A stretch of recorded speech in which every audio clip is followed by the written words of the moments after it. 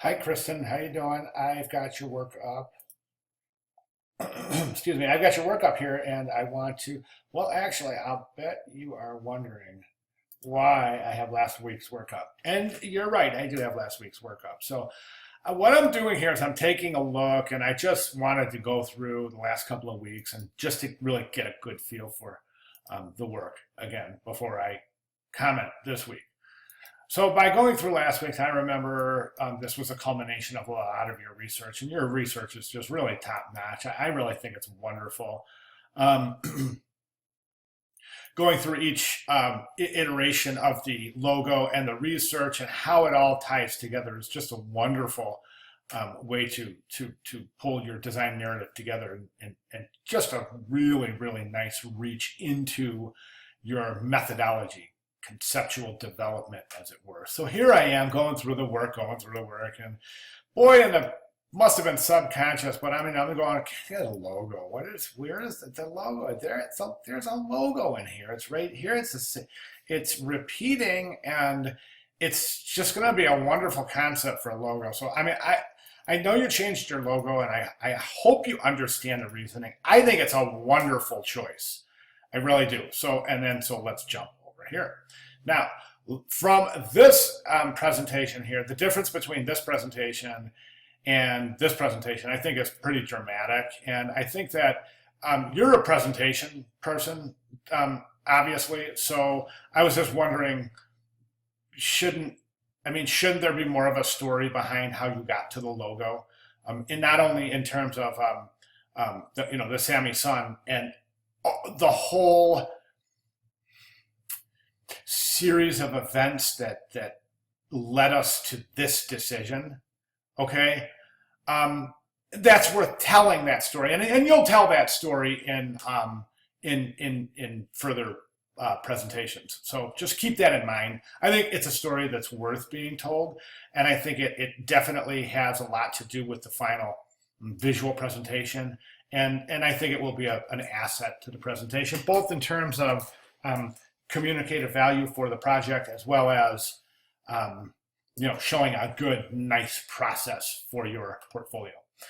So elements of the branding campaign, logo, image. So this is your logo. This is the mark. Okay. Now, first question, or a couple of questions, is I'm just going to talk like this is what we're going to do is look at this logo and speak freely. Okay. I think the mark is wonderful. I really do. It's got a lot of potential. Typography doesn't fit for a couple of reasons.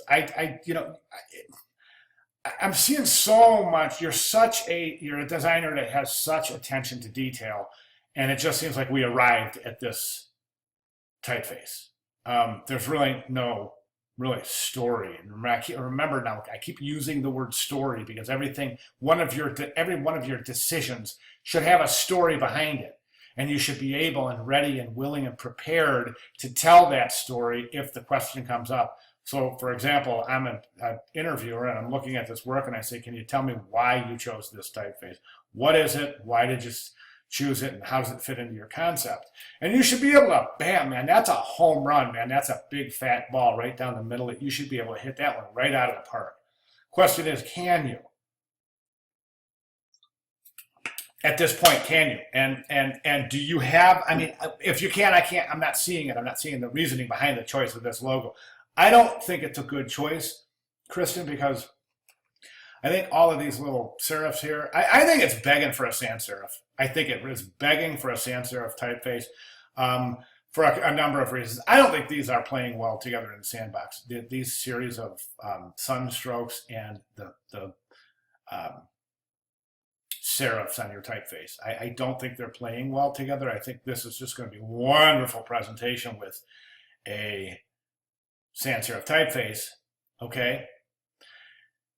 Have you tried other alternative typographic settings like Stockholm larger and then 2022 below it, or something like that? I think this is a little bit forced. I think the kerning is so tight that it's almost going to be difficult to read once we get back a little bit. And yes, it is difficult to read once we get back a little bit. So think about that.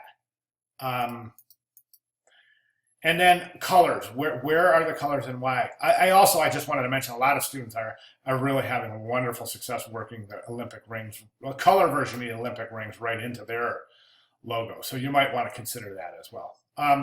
Okay, color. Where's the color presentation? So in other words, why, and how do these colors fit together? I think you get to that a little bit down further over in here.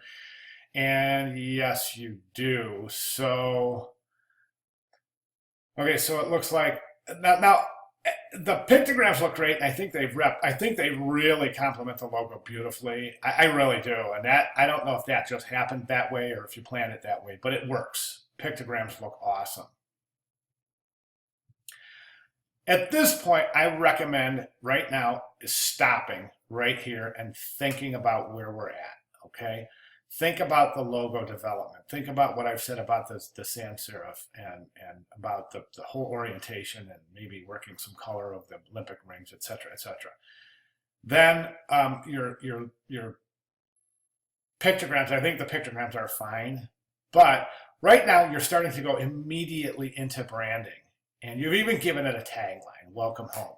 So my question is going to be this, of course, what does welcome home have to do with the with the location? Like, how did this fit in? Is it just a tagline? Is it random? Did someone just pick it up? Where did the typeface fit in? How was it selected? How did you go to this background pattern where you superimpose the logo in these background patterns, and what do you intend on doing that? I think you did a good job describing that, and I think you're moving forward with that as a design motif, and that's a good sound decision. But we need reasoning. Remember, now this is a concept-driven project, so we need reasoning for these decisions. Why does this logo work? Why was it chosen? I'm sorry, this typeface. Why was this tagline chosen? Welcome home. What does it have to do with Stockholm in 2022?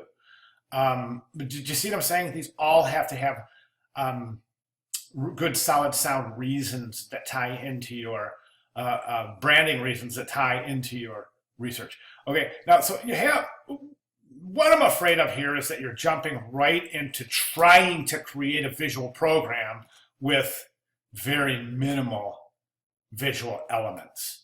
So my suggestion is let's hold off on this for now, okay? And let's think about really developing a good color, a solid color for the logo, the presentation of the logo itself. So that way you don't have to worry about using the logo as a design motif and presenting them in different colors. Do you see what I'm saying? I think these banners are really super busy. I think the welcome home, Stockholm, the logo, and the pictogram are just saying too much in too little of real estate. I think you're trying to force too many things in there. Here's another, this is a different version of the logo that we have not seen before. Colors are different. The type is presented in the center. So, I mean, I don't know. I'm just thinking these things really, really need to be well thought out, okay? Something else I'm noticing right now. Over here, you've got this simplified version, this flat version of your logo. I think it's wonderful.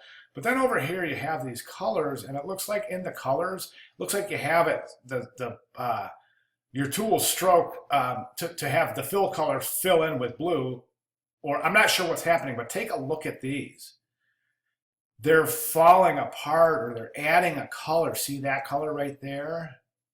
So definitely check that. That should not be happening. These look great, but then now here's another different version of your logo again.